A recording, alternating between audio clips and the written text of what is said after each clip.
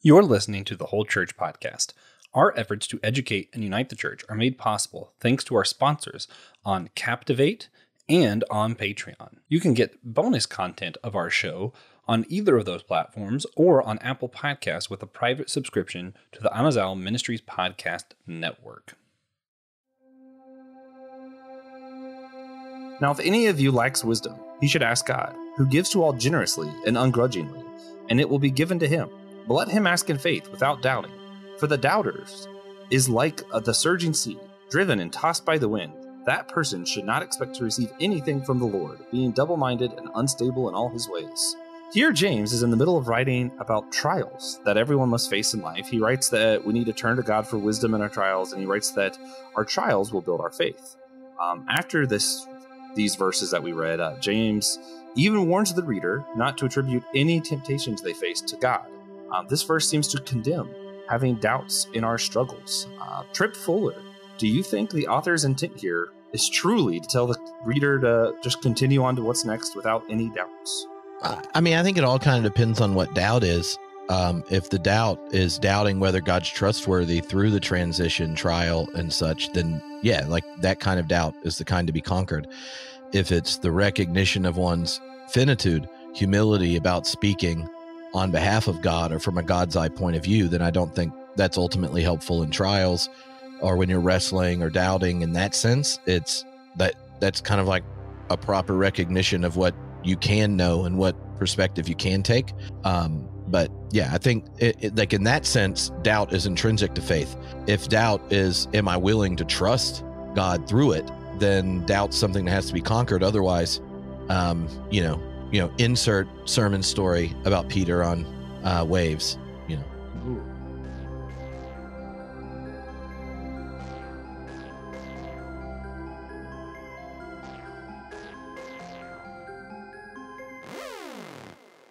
Hey guys, welcome back to the Whole Church Podcast.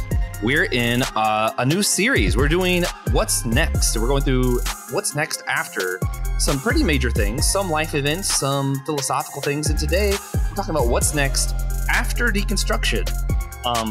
And we have two guests who literally wrote the book after deconstruction. And so I am here with the one and only, the host of Homebrewed Christianity, Tripp Fuller. The juggernaut of Christian podcasts, you might say. And you might have noticed we're missing the greatest co-host of all time, TJ Tiberius One Blackwell. So as such, we bring to you, maybe not a better TJ, but I think he'd be okay with me saying a smarter TJ. Thomas J. Oord. TJ Oord? Yeah, TJ Oord. I think there should be an obligation. Anytime TJ can't make the podcast, that I should just get a free call to Dr. Oord. But, we might have to stop being Church Unity podcast and become the open and relational podcast for those episodes. That would be a good step. Yeah, it'd be fine. We can be both. We could do both. Hold it in the open hand. There you go. So, with that, guys, I'm excited to talk about deconstruction. There's a lot that goes into it. There's a lot of fear around that word in some groups. There's a lot of excitement in other groups. And a lot of confusion all around. So hopefully we could talk some about that and discuss what it is and what are the steps after deconstruction. Is it just leaving the faith? Is it just going back to where you came from or something else? So that's what we're going to talk about today. Guys, I had to do TJ's parts, which I'm not good at. So just kind of, go to the other shows in the Amazon Ministry Podcast Network, do Discord or go to the store or something so that TJ thinks I did his job well. He won't know because he won't listen to this. So just do it. We'll say I did the plug, and everyone will be happy. And with that, guys, you both know I like to practice a special form of Christian unity that is silliness. And for the series, we've done a fun one. Instead of a question, we're doing a silly story. And everyone is finishing the same story. So I'll give you the prompt. Let you guys finish this quick story however you want. Here we go. How about Tripp? I'll do a line, you do a line, I'll do a line. Ooh, we'll make I like it. I like it. I might have to use that for the rest of the time we have two guests. Okay, here we go. Tom, you can start with the first line then. Once upon a time, TJ, the other TJ, was playing ping pong against a sea turtle on board a steam engine train when he began to wonder about his eternal destiny. he got distracted and his wanderings and picked up a sea turtle egg in lieu of a ping pong ball. The egg was hard boiled and able to withstand the paddle's blows as it flew across the ship deck.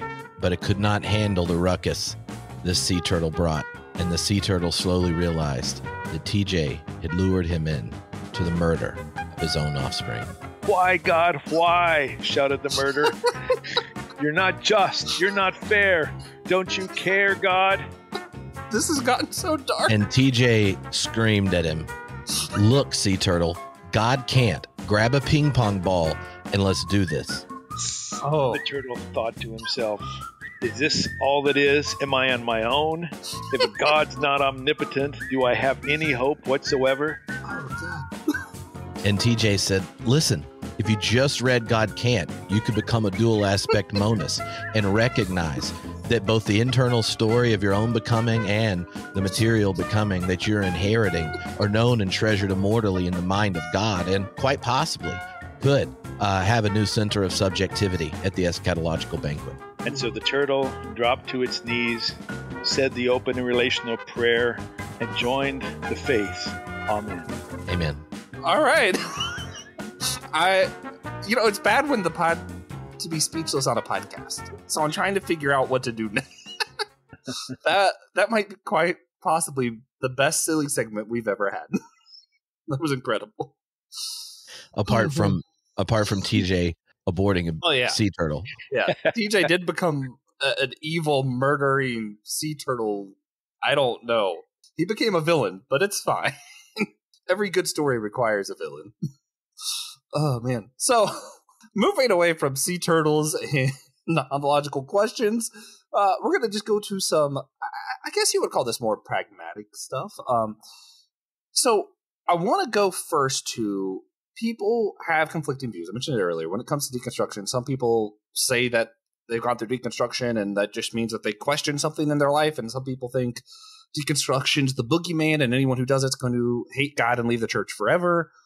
So let's just start with, how would you guys define the term deconstruction in this context, at least? Go for it, Tripp. Well, I think it had its origins in a philosophical tradition that it is only, tangentially related to at this point. But culturally, I think it was latched on to a host of different questions, anxieties, and doubts and fears that came up in a large number of Christians' minds for a host of different reasons.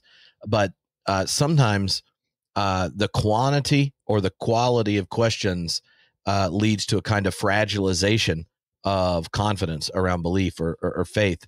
And so deconstruction became the kind of trending word for what happens when things you thought were settled in relationship to God, your identity, your faith, and such become fragile, and conclusions or things you aren't really sure about. And so that the kind of pop version of deconstruction is like, well, this is going on, and do you want to acknowledge it or not? Do you want to deal with it or not? Is it something you walk away from? Is it something you go through? So the kind of constellation of things that have triggered it for a larger number of people in the present, I think, is sitting there, and then it kind of, this is the word that it latched onto in kind of like more public discourse and such. Yeah, I like that. So would you say that the trend kind of came before the word then? I mean, most concepts, right? Like most times a word takes a new meaning, or a group becomes identifiable or whatever. The conditions that gave rise to it's there. And then you have this experience and I think the reason the word got traction is because people start to voice it, and then they realize they're not alone. Like, they're not the only people asking a question because of, say, like MAGA stuff, or they run into encounters with science stuff, or the problem of evil, or what do you do with world religions? And like, there are all these kind of threads that we talked about in the book. But I think the conditions where there's critical mass of people carrying these questions and doubts, and then it's like, what the hell's going on? And then the deconstruction in the pop sense kind of brought those threads together where people saw themselves, their own stories being spoken when people told their deconstruction story, where you're like, oh, okay, I'm not alone. And it is this weird, scary, crazy, and kind of decentering. That's so wild, Tripp. As you're talking, my mind went back. Oh boy, let's see, 30 plus years. I was hired to teach philosophy at a little Christian college, and I got in, and they had already decided that I was going to talk to every incoming freshman about a Christian worldview. And so I was helping them to build a Christian worldview, which seemed really strange for me. But one way to think about deconstruction is the deconstruction of whatever Christian worldview you had, whether it was a sophisticated one or more intuitive. So that's one way to think of it too, which I think fits what Tripp's saying. Can I use because I'm not sure if this is accurate or not, but I have a silly non-Christian example that might be deconstruction, and you guys can tell me if I'm on the right track for how the word's used. So Disney has a movie called Moana.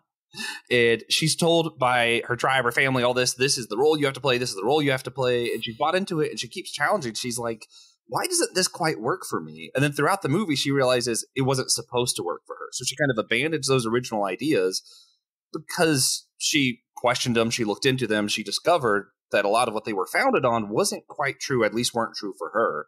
So she had to reform new ideas. Is that kind of an example of deconstruction? I think that works. I think sometimes deconstruction is more about the set of ideas that no longer seem to work. And so a person might, let's say, decide that belief in hell just doesn't make sense if God is loving. And then their framework will start to disintegrate because they have to give up that. And if they give up that, then how do they think about evil or punishment, and how do they think about God, et cetera, et cetera. And then there's another whole section of people who call themselves in the deconstruction movement who it's intellectual issues, but they're really tied strongly to harm that's been done to them, oftentimes harm by the church. Maybe it's purity culture. Maybe it's particular ways in which women are understood, or maybe they're queer and the church has told them that they're sinful, whatever. Those have ideological elements to them, but oftentimes they're more felt physically and psychologically as harm from a key leader or church or institution. Got it. Okay. I just wanted to make sure. I know just for a long time I called myself Arminian, and then people told me some of what that meant, and I was like, oh, well, that's not quite what I mean when I say that. So I've gone through some deconstruction, but I was like, let me make sure I'm using the word right before I say that I've done it, Okay. So I don't think any of us are deconstruction word police here, so no worries. Well, I don't want to falsely accuse myself of anything. But hey, could you both, I know I've heard it on other shows and a lot of people are probably already familiar with it, but could you kind of just tell us a little bit about your own personal experiences with deconstruction? Because I know you guys didn't just write it as an idea, but it is something that you both actually had to deal with in your own lives. And I think Tripp's talked about some of his on the show before, but just maybe a good refresher. And I don't know Dr. Oord's as well. Actually, I heard it earlier, listening to other podcasts, but that doesn't count. Well, I mean, mine kind of, I never had the kind of, I didn't have a contentious upbringing in the church. It was among the beautiful parts of, coming of age of sorts. So it was in college after 9/11, when you see the Christians in a public space kind of rallying behind military intervention with suspect intelligence, fueled by kind of Islamophobia and nationalism, that I was like, what are my people doing? And that kind of set me off, where, I end up thinking about questions of power and religion and all this kind of things that we talk about a lot in the book. But for me, especially since getting to talk to a lot of people at the book, we've done events and talked on podcasts and stuff. My experience like that, I've had a lot of younger people say was their experience as evangelicals with Trump in 2016, where you're like, yeah, how is this connected to what I thought we were about? And are we reading the same gospels where Jesus is in? Because the dots are hard to connect. Well, and I think that made it really easy for a lot of people too, because it wasn't just, there are a lot of, and for myself, there are a lot of things in the church that we teach and then the way we practice. I'm like, I don't think this lines up. But you have a very clear example of people who grew up in my age, spent their whole lives, Christian leaders telling them, we don't like Democrats because Bill Clinton cheated on his wife. And then here comes Trump. We love this guy who cheated on his wife. And you're like, well, that is a direct, like he cheated on all three of his wives. Yeah, all of them. You're like, wait a minute. This is completely contrary to the exact words you said. So I don't know. I feel like it's just so straightforward that's part of why I think the deconstruction movement gained so much popularity, because so much of it was within 10 years, complete turnaround, not just around that, but a lot of things like that as well. Dr. Oord, did you want to share something about your experience? Yeah, I encountered really good arguments against belief in God as a senior in college in a philosophy of religion course. And I took those arguments seriously and ended up being an agnostic or atheist for a short period of time, and came back to belief in God based on convictions I had about love and ultimate meaning, and then kind of slowly started rebuilding my view of God after having chucked the whole thing. So that's really briefly my story.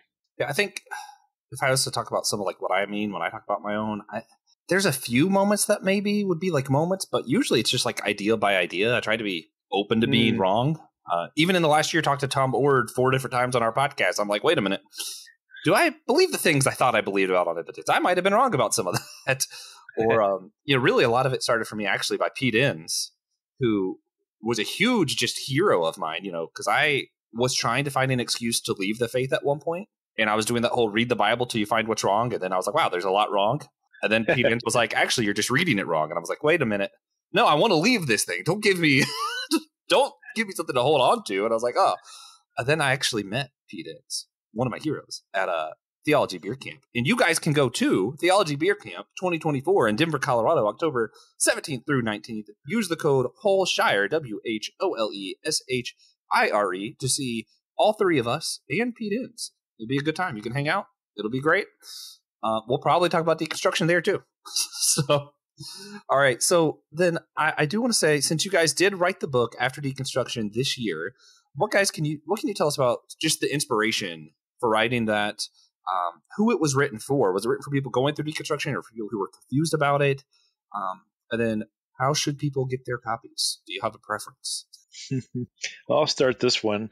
I think our original goal was to write material that could be widely understood. Tripp and I both have PhDs. We both talk with scholars and hang out with scholars, and we go through these ideas in academic prose. But we know that not everybody has that kind of background. And so we wanted to write a book that would not only point to what we thought was the sort of the major factors in people's deconstruction, but we wanted to do it in a way that people could easily understand, and then propose open and relational theology ideas in accessible language as an alternative, as a vision of God after deconstruction. I like that. Anything to add, Tripp? You can go to godafterdeconstruction.com to find out how to get the book. There's also video series it is written in a way you can kind of go to the chapters on the topics that you're most energized by. So this just some insider stuff that's kind of funny. I wasn't sure we were going to get to talk to you guys about After Deconstruction, because whenever I heard the book, I was like, oh yeah, I want to talk to them. And then I was like, how is this about church unity? And I couldn't quite connect the dots. And I saw other people Josh Patterson was on. I was like, well, he's a better interviewer anyway. I'll just let his thing exist and support it. And then we started the series, What's Next? I'm like, okay, so we're doing What's Next after all these things. And I was like, wait a minute. I have some people I respect and know that wrote a book that's literally titled After Deconstruction. I was like, I finally have the excuse. But you guys have already done like the video course, been on all these other shows. So I feel like this is almost like after Deconstruction. So like, yeah. After you guys as you were saying that, Joshua, one of the things about this project, I ended up reading a lot of books written by people describing their own deconstruction and that sort of thing. And a fair number of those books kind of present the problem, empathize with the people going through deconstruction, and then basically call them back to a vision of God and the church that they had before with just some tweaks.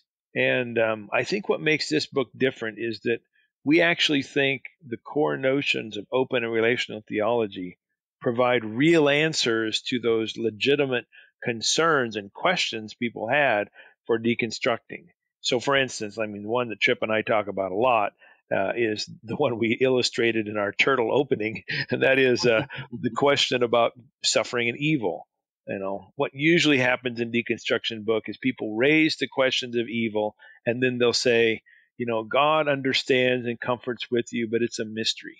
And we come in and say, yeah, God understands and loves you and offers comfort, but also we should rethink God's power in a way that makes it so the case that God really isn't culpable for failing to prevent the evils of the world. So I think our book is unique in actually offering real answers to these big questions without, you know, repeatedly appealing to mystery and all that sort of thing. Oh man, good stuff, good stuff. We're going to get back to the deconstruction talk, but first we have a couple little fun things we're doing with this. One, this series started off as a joke. Originally, I was joking around with TJ, and I was like, let's just have a bunch of guests on and be like, hey, listen, we've already talked to church leaders from all these different traditions, different ethnic backgrounds. We talked to people all over the world. We've done series on church offices, worship styles, whatever. We're just going to get a bunch of people on and be like, hey, what should our podcast be about next? And then we were like, wait a minute, actually, what's next is a fun idea. So we turned it into a thing, but we still want to ask just for the sake of it. Do you guys have any ideas what we should do next on our podcast? I think you should ask really awkward questions to people whose identity and vocation are attached to institutions that they know are failing. Ooh. Right. So like make a denomination head justify the continued existence of denominations as they exist. Get a seminary dean to do the same thing. Get a clergy to like actually explain what they do in the week and whether, and like, is this really the best we could be using this time and resources? Like, because so often people cast vision so far in the future, and that can be fun. But honestly, like really awkward podcast conversations are so entertaining. And ask a church planner in America about literally anything, because we have so many churches. Oh man! All right, Tom, do you have anything you want to add? Any suggestions? Yeah, well, since you guys are about the whole church, maybe a series in which you could find people who don't identify as a churchgoer or maybe even a theist at all, and you could try to tease out what aspects of their vision and way of living that you actually admire and would like to embrace. So, I don't know, maybe someone doesn't go to church, but they spend time in the woods, or maybe there's an atheist who just has a free conscience and not having to think that he has to always defend these crazy Christian leaders or whatever. That might be kind of interesting. Those are both fun. We're going to like the next like 4 years of series are just going to be series started by this series. This was a cheat code, turns out. Yeah. So the other fun thing we're trying to do with this, and then we will get back to deconstruction. We're playing First Thoughts. So I'm going to give you a word, and what's next? What's the first word that popped in your head? You're just going to let us know. So pick a number 1 through 26, and we'll let you guys alternate on who tells us the word that popped in their head when I say one of these words. 7. 7 good, Tripp? Okay. All right. Then who wants to start? I'll start with Tripp, and then we'll alternate for the 7. So you get 7 words to talk about the number 7. Is this? Oh, no. I'm going to give you 7 words, and you're going to take turns telling us the first thought that popped in your head when you hear this word. Oh, okay. Yeah. All right. Here we go. Panda. Kung Fu. Good one. Tom. Atonement. Confusing. Tripp. Poetry. Awesome. Tom. Trumpet. Small Trump. I guess that's 2 words. Sorry. You can use as many words as you want. I just have to give you 1 word. Oh, I see. Oh, gotcha. Yeah. If your first thought is the entire quote, when I say Beowulf, Tripp, you can quote the whole thing, I guess. Oh, no, we'll see Beowulf. I immediately start to think about all the connections between Beowulf and Lord of the Rings. Oh yeah, and how Tolkien had the best translation of Beowulf. Yeah. All right, Tom, podcast.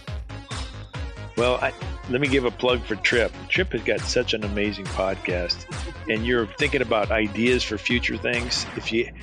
Tripp's also an idea machine. So let me promote Tripp's Homebrewed Christianity podcast and talk about how amazed I am at how many clever ideas he has. Yeah. All right, Tripp, here's number 7, your 7th word. What's the first thing that pops in your head when I say Eucharist? Oh, delicious. Perfect. All right, so then with that little bit of fun out of the way, we'll go back to deconstruction. And I know you guys have talked about this at length several other places, because that's what I've listened to most of this morning while I was working. But what are some of the main reasons that people might go through deconstruction of their faith? We mentioned some earlier with some of the political stuff, or I know you mentioned 9/11 for yourself, but what are some of the other main ones you've encountered? This is, can you remember the chapter titles of your book game? Sorry. So let's see. We got the problem of certainty, just how that sets things up poorly. We got problem of evil and suffering, pluralism, multiple religions, that kind of question. The sex, shame, gender, all that kind of stuff, purity culture. We got Christian nationalism, things like that. We got the Bible, because it was framed poorly and handed to them. Meaning and purpose of existence. Ooh, that's good. I can only think of one more. All right. There might be two more. The one I can think of is conflict with science related to evolution, climate change. That's the one I forgot. Yeah. Certainty crumbles, pointless pain, church abuse, Bible conundrum, science conflicts, Christian nationalism, gender, sexual diversity, many religions, purpose, and meaning. You know, what's so funny is like hearing you do that list, and I know what you guys mean because like I'm encountered a lot of that and it makes sense. But my first thought, if we're playing first thoughts again, my first thought was how I was homeschooled through like a Becca Academy, which is one of those like, hey, we're going to teach you about how to love God by not believing in evolution kind of programs. And I feel like a lot of the apologetic kind of things we were taught was just how to combat these ideas, like our quick little quips of don't believe this, which also one of the main reasons that's terrible. When I went to a public college, my first biology class, I just failed because I was like, the only thing I know about evolution is it's bad. It's not very helpful, it turns out.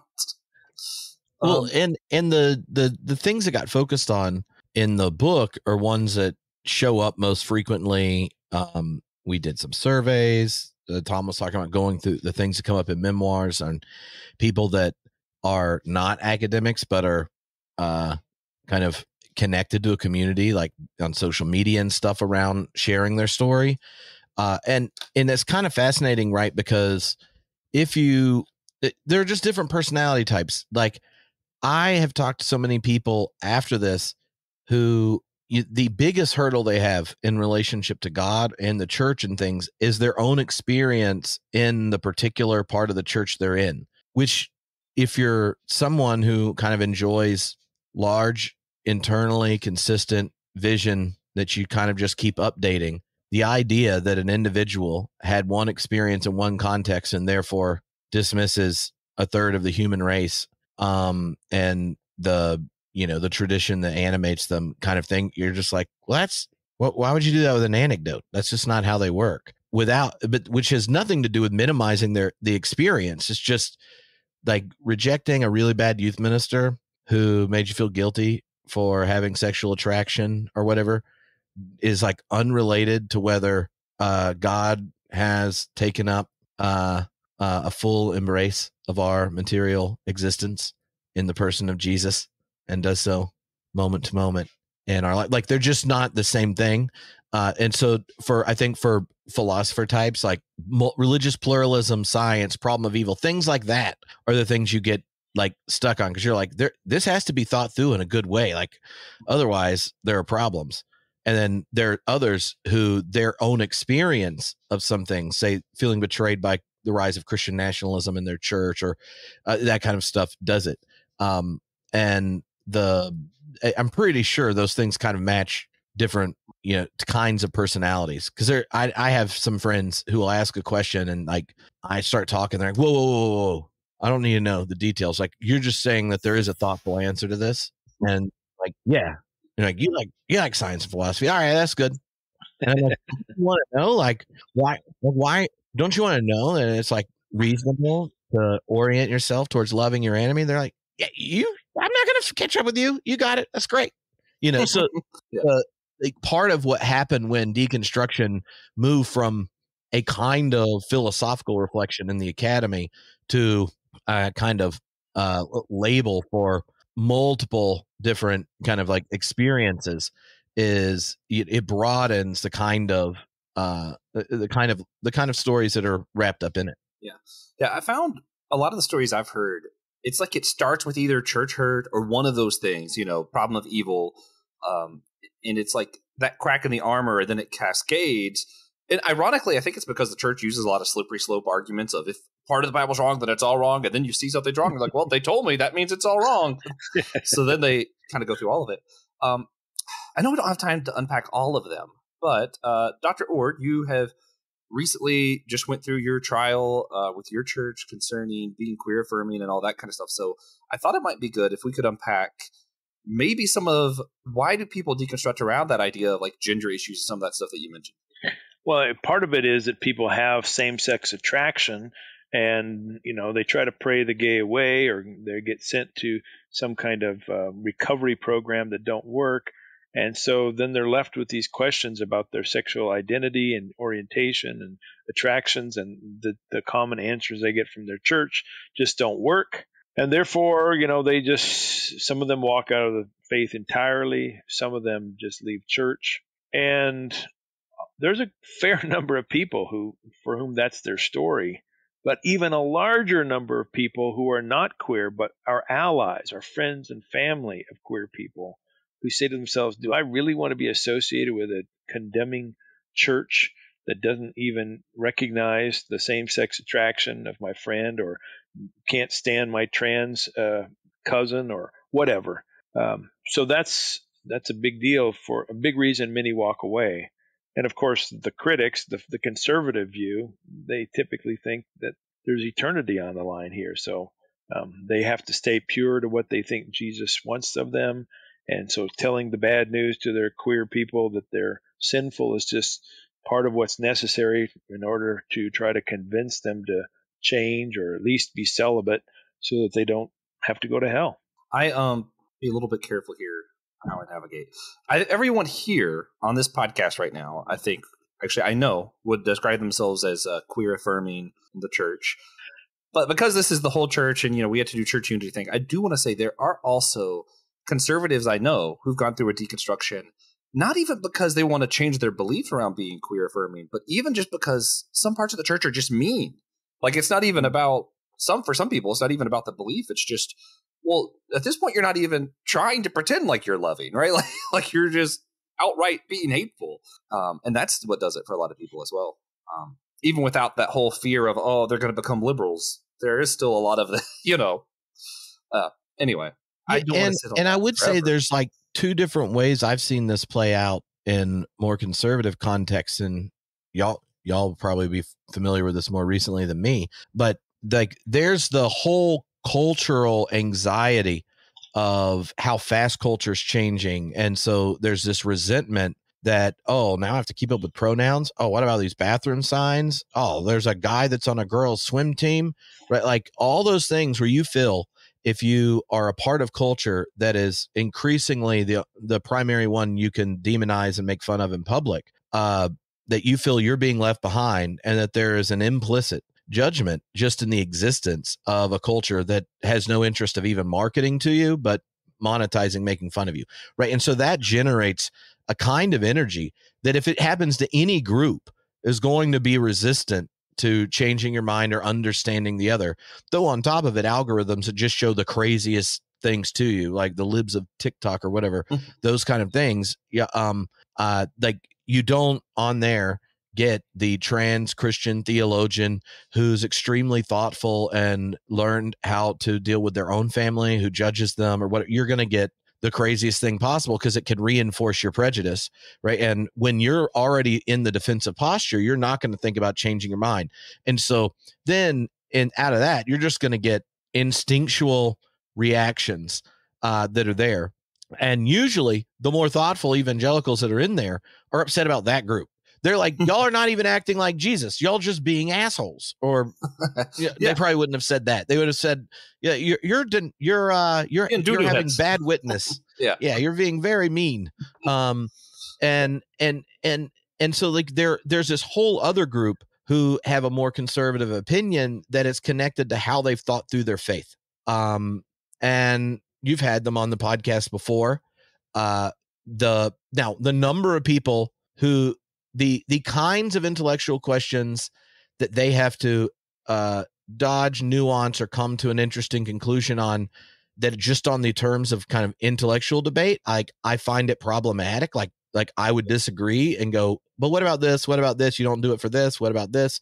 But it's not like they aren't thinking about it, and their conclusion doesn't correlate to just being a jerk. Their God might be, and that might be what I think about their deity, but they aren't, right? And in that space in the academy, the number of people that have held that is dwindling. Like even the shift of Richard Hayes demonstrates that the like moderate to center right theologians, the ones that think the election might not have been stolen, the number of them that are like, God is probably open but not affirming, is an increasing it's just increasingly shrinking, right? And so I think one of the challenges of something like Whole Church Podcasts is the people leaving those churches are encountering the first group who are just mean and vile and so unchristlike in the way they treat our queer brothers and sisters, right? So and you want to give compassion to them, and you're like, but I have these intellectual questions, or I'm trying to be faithful and I can't go where you want me to go. And so I think the tension within more conservative Christianity has created a church that those being harmed in the queer community can't tolerate. 1 out of every 30 of the people they interact with having a thoughtful answer that they struggled to get to, but they can't give them the recognition they want, because the people in their churches don't care what your intellectual reason are. They just are upset about the cultural resentment stuff. And so that is a difficult task if you're leading in that space. It's a similar one, I think, in progressive spaces around different issues. This is something like I talked about quite a bit at OrtCon. That was like my big talk was on the way these kind of topics play out in communities.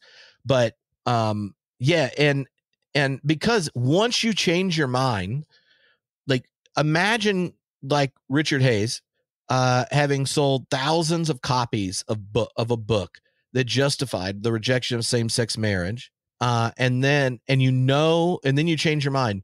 The thing he heard almost immediately are all the people who were harmed because their pastors were kind of bigots who footnoted him. Yeah. Right. So the question of deconstruction and how you're engaging that topic, too often the kind people who will talk just have a hard time admitting that they are running cover for the biggest jerks to the queer community. And it's just, I don't know what to do about it, but I just think it's important to say, like, a lot of the reactions are because of the actual treatment of queer people by the church.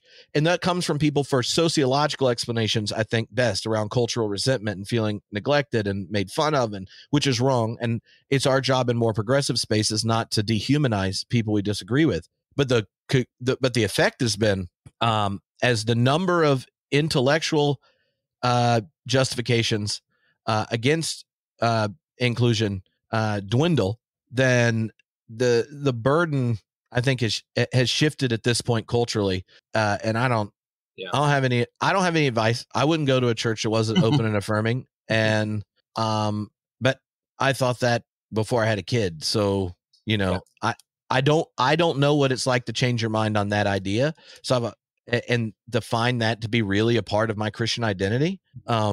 But it's different. Like Tom's story was different. Like I just, But the idea of but I think the bigger problem you can see on both sides when it goes to the whole church is the way we go from honest reflection around theological convictions to then dehumanizing people on the other side. Yeah. And what do we see in our political structures or in our religious structures is no longer kind of like, how do we cooperate and communicate and get to the best conclusion we can get now, knowing we'll do another one later. The moment those levers of relationship that mediate relationships like democracy or denominational structure or whatever, once they're no longer those institutions are trusted to mediate the relationship, then those same levers just become places to grab for power so your tribe can win, whether it's a Supreme Court or an election or a denomination faith statement, and it's just been playing out. And I think that's the saddest part as for a relational theologian is how it generates people across the different theological conclusions to be more invested in being right than staying in relationship with people because no one's finished. Yeah. And if no one's finished, then I don't think, I think it's above our pay grade to look at someone who God gave God's self for while they were yet sinners and then be like, but I can't even tolerate them. Yeah. Whether, they voted for the wrong person or loved the wrong person or whatever. Yeah. No. That's good stuff. I know what's annoying, just for one example. And I think what's ironic is a couple years ago, he would have been to the left of me. And now I think he's to the right of me as far as theological beliefs. Because I changed, not because his stuff's changed, I don't think. Trimper Longman III. And it's just so funny because I have talked about his stuff to different people. And I've had some people who say they won't read him because he's so radically conservative. And some people who won't read him because he's so radically liberal. And I'm like, he just lets women preach. That's like, calm down. That's not, but it is hard to find, like, people just aren't tolerant towards people who won't. So it's nice when we do have people like you guys, or even when I talk to him, who are just kind about it. Like, that's all. Just some kindness goes a long way. I did want to ask you guys, since we were talking about after deconstruction, so someone's encountered something like this. They did deconstruct. I know you guys don't have a super long time, but one of the big things for me that I hate is you have a lot of people who someone's go through deconstruction and, okay, so the goal is to get them back into the church and, like you mentioned earlier, do a couple tweaks or, whatever, but we have them back in the faith. And the goal is to just get them back to where they started. And then some people are like, well, it doesn't even matter if they believe in God anymore, as long as, let them go through their journey. And I get both perspectives, but I don't like it. Like for me, I'm like, okay, wait, so they're just going to come back. What's the point? It seems like they're not honestly asking the questions if the point is for them to just come back. But if you're saying it doesn't matter if they ever trust in God again, well, I think the reason I struggle with that is because I truly believe in the divine, and I think it does make my life better. It makes other people's lives better. So why wouldn't I want something that I think would cause someone's life to be better to be a part of their life still? You know what I mean? Like, so I don't know. I don't like either of those answers of what's supposed to happen after deconstruction. So what do you guys think? What is supposed to happen, or what would we like to see as a result of someone going through deconstruction if they are experiencing that? Well, there's tons of things we could say on this, but I think I'll start by saying it helps me when I think about the question you asked to begin by saying I don't believe in hell in any traditional sense. And I think for many people, that's kind of what's at stake. And the reason they want their deconstructing brother or son or cousin to come back to Christ or to Jesus or whatever is because they think the eternal destiny is on the line and they could go to hell if they don't. Well, if you take that off the table because you think God is a God of love and God never gives up on anybody, then you're okay with people not coming back to faith if they have real good reasons not to come back to it. If they're harmed and hurt by the church, it's understandable why they don't want to go back to that harm. Now, Tripp and I happen to believe there is a God.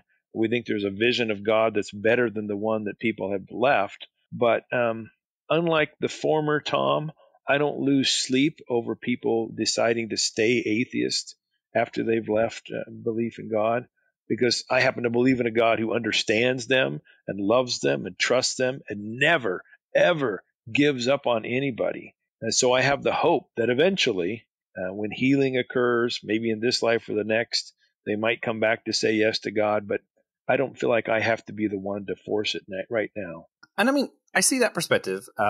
kind of like soft universalist is where I'm at now, and that's changed and is changing, if I'm going to be honest, still thinking about these ideas.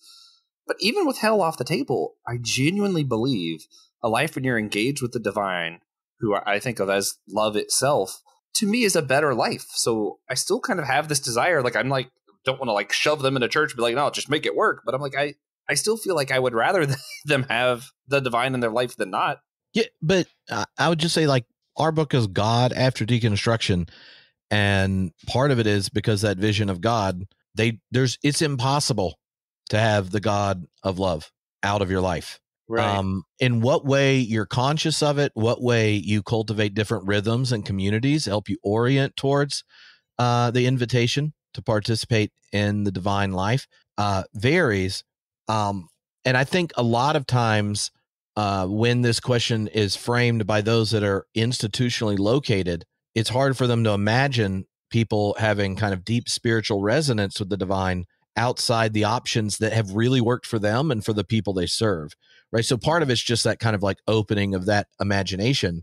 But in that space, then I think there are lots of questions to ask people you care about and are friends with that are going through it, and helping them learn to both make sure that they're finding like rhythms that lead to flourishing, help them even start to think about whether or not that kind of resonance, be it say in nature or in friendships or in like people have found a deep joy like in being more committed to like local organizing or like all these kinds of places. Part of a vision of God that isn't kind of muted the moment you leave the church is the very places people might find life on the other side of kind of their traditional place, or those aren't foreign to God, and it could be responding. And if you don't take God and the church as synonymous in their space, then part of it can be helping people to name and recognize the presence of the divine where they're finding life. And the other is like, there are lots of relationships that have different forms over your own life. Your parents are different when you have diapers and not, when they become grandparents, this kind of thing. And recognizing that people have different seasons, and the same is true in friendships or different things you deeply love. Like, you can not have read your favorite book for 4 years and you still deeply love it, and you'll come back to it again later. Like, I think there's a kind of anxiety that might be eternal conscious torment related, that when people can't differentiate church and God. And so in some sense we're like, well, God's bigger than the church, and sometimes includes it, I guess. But the other side is the recognition that like God is always showing up. And sometimes it takes being in a different context or space to start to trust that as they move through their life with their little bit of agency structured by their finitude and stuff, that that what they're meeting moment to moment is something they can trust and give themselves to again, because the context where it happened before is so untrustworthy. And so I think sometimes that like a narrowed vision of where God is leads to putting a weird pressure on people when, Jesus, think in the middle of Luke, he sits there, is like, well, there's a lost coin, a lost sheep, the lost son. Like the whole time is like if we know what God's like, searching until it's found and then throwing parties. And that's so like part of my lack of anxiety about it is I'm not worried about God being unfaithful. Right. Yeah. The next church they walk into, perhaps. Oh, yeah. Yeah, that's fair. That's fair. Well, I know you both have to go here in just a minute. So is there anything as far as like maybe what we didn't ask or things that you think would just be important to let people know, whether they're going through deconstruction, know someone who's going through deconstruction, as far as like, what do we need to know as far as how to love one another better and to just be there for each other, I guess? Maybe I'll just say something that's really broad, but I think really crucial for people who are listening to this. Don't feel like you have to choose between atheism or the God and the church that has hurt you.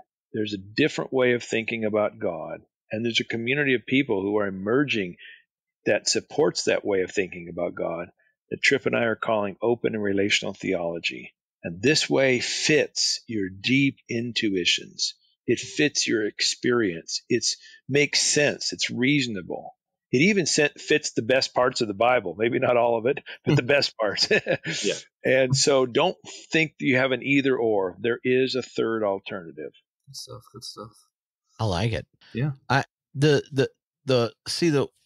think there are a few shifts that we talk about in the book that could also be true just about a church that doesn't want to tell people who are going through this process, get in or get out, right? Like part of it is a shift of seeing faith as something that there are boundaries you maintain, but see faith as the horizon in which you're walking. And that shift from boundaries to horizons means that the things that functioned as boundary statements before are always being rediscovered as you go with the people you're, moving with. I think there's a shift between seeing beliefs as something you assent to and belief in the God of love as one in whom you trust, and shifting from beliefs functioning in that assent mode, where you're passing a true false test, to a trust one. I give myself to the God of love revealed in the person of Jesus is different. And I think a lot of the deconstructing people are ones that saw truth as something they had to seize and cling to. Now they have certainty. And then what happens when it's all blown away? Seeing the proper relationship of truth less as something that's kind of closed-fisted but open-handed. And so it's in the same process that you are and in living. And to me, that from my kind of a closed fist to an open-handed relationship with the divine means there's a way of kind of, at the beginning, Tom was talking about the problem of mystery, and part of what happens once people start throwing mystery around is it's able to hold all sorts of demons and nightmares in place. But if love is the mystery, then it's like this ever potential of deeper encounters with the God who is love, and there's no remainder. So like if love's the mystery, then love's also the adventure. And so God, after deconstruction in the open relational way, is able to go from boundaries to horizons, assent to trust, from closed fist to open fist, and do so because love is the mystery, and that's the adventure. And it's one that'll meet you whether you're in church or not. But like part of doing a book where it was about God after deconstruction is it's very different than the church after deconstruction. Because each moment, the divine shows up, whether you're aware or not, and what you're saying, but you don't understand that mystery, but it's the mystery of love, and responding to it is part of the dignity of life's adventure. And so one of the things I think for open relational theologians and for us doing a project like this is really good questions and really deep pains are places where you get to go on that adventure again, not close yourself off from it. And so like part of presenting God after that is to go, yeah, great questions, great challenges, horrible pain, struggles. Yes. But love is the mystery and the adventure. So let's do this. And yeah, I love it. Yeah. I have another show that's all about giving more questions than answers. So it's Dummy for Theology. And I like the mystery language. So I like this love is the mystery and prioritizing these questions and asking them, not being afraid of them. So thank you for that. And thank you guys so much for joining me. I know you guys have to go, so I will be wrapping this up solo, but thank you guys again. All right. Thank you. Enjoyed it, Joshua.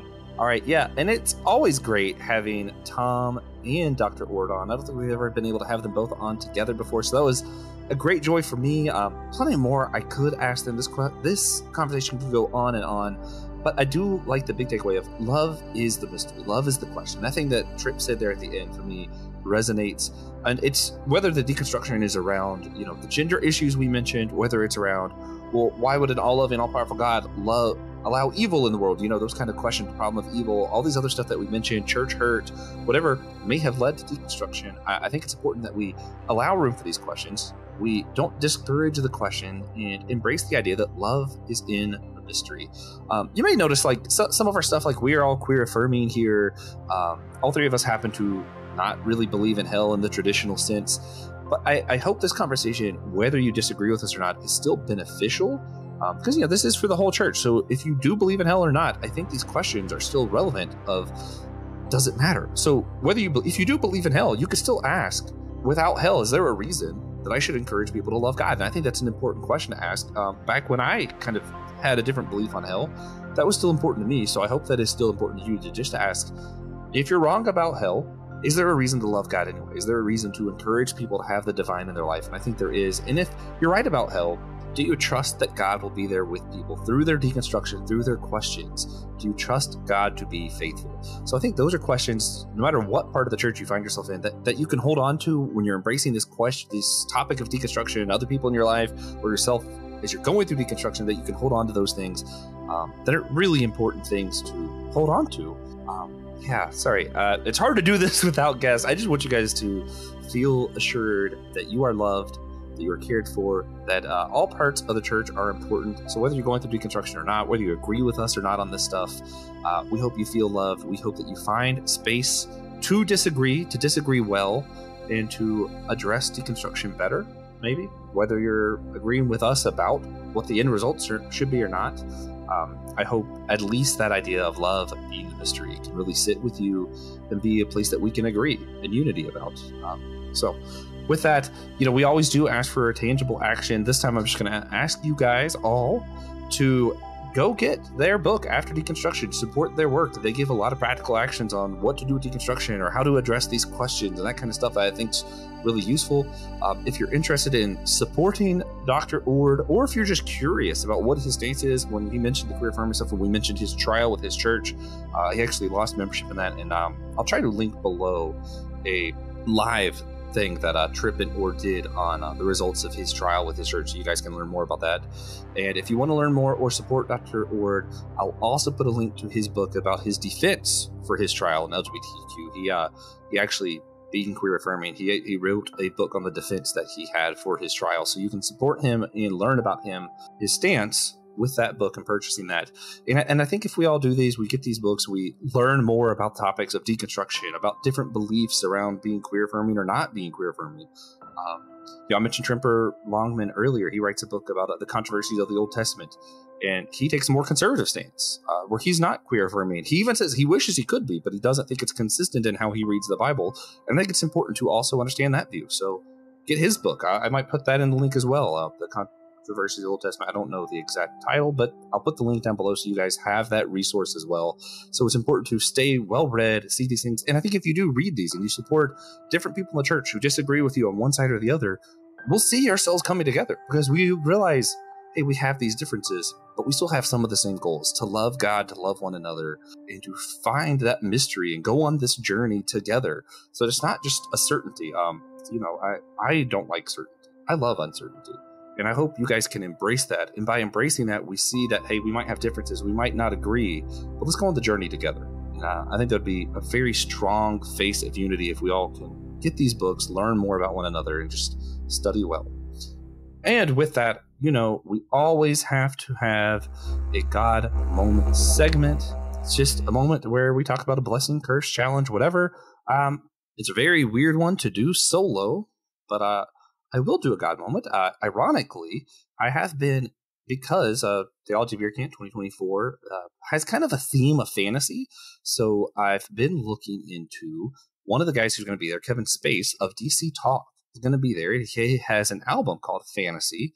I got that. It got me listening to some other albums. John Mark McMillan's one I really like. He has songs about deep magic, and I ended up creating a Spotify playlist that's in need of magic. That's all about this mystery, the Christian mystics, and just kind of seeing not like witchcraft, but more thinking of like the fact that there is mystery in this world, that there is some kind of mystics, and the need of spiritual. Because I've leaned a lot into the intellectual parts of Christianity, and sometimes I forget that there is a need for the mystic. There is a need for the spiritual movement. And I've been challenged to more embrace the mystic side of my Christianity and the mystery of it all. Even if Tom Oord doesn't always like the mystery language. But for me, that was a big God moment that I've been dealing with, and got a Spotify playlist to prove it. So if you guys want it, let me know. I'll share a link to the playlist for you. Why not? With that, if you enjoyed this episode, please consider sharing it with a friend, an enemy, or of course, a cousin. We love sharing with cousins here. Go to our store if you want to see merch, like this t-shirt of mine, t-shirt. If you want, we have hats, we have all kinds of Bible podcast. You should support the church. Please do that as well. We don't want to make money on this. Get out there that that his church should be one. Is always being a lot of this one solid. What reason we do this? So hey, Lord. Well, I mentioned before my other show, Dummy for Theology. TJ's on Systematic Ecology as well as myself. You can get a playlist of TJ's episodes down below. Also, Christian Ashley. He has some Let Nothing Move You stuff that I recently guested on. So check that out. That was a lot of fun.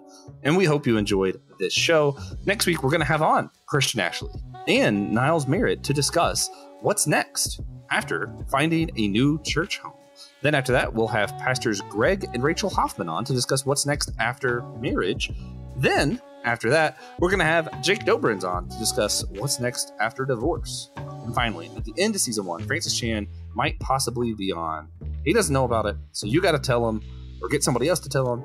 Start an email chain where everybody just talks about Francis Chan until Francis Chan gets the email from the email chain and then agrees to be on so we can talk to him. We don't even know what we want to talk to him about. We know he's the end of season 1, so you guys got to get him here, please.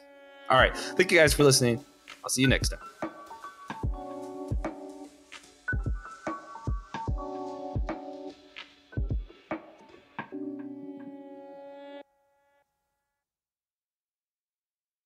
Thank you for listening to the Whole Church Podcast. Again, you could always sponsor our show at patreon.com/the Whole Church Podcast or on captivate.fm or on Apple Podcasts. You can also leave us a one-time tip through Captivate. Thank you for listening.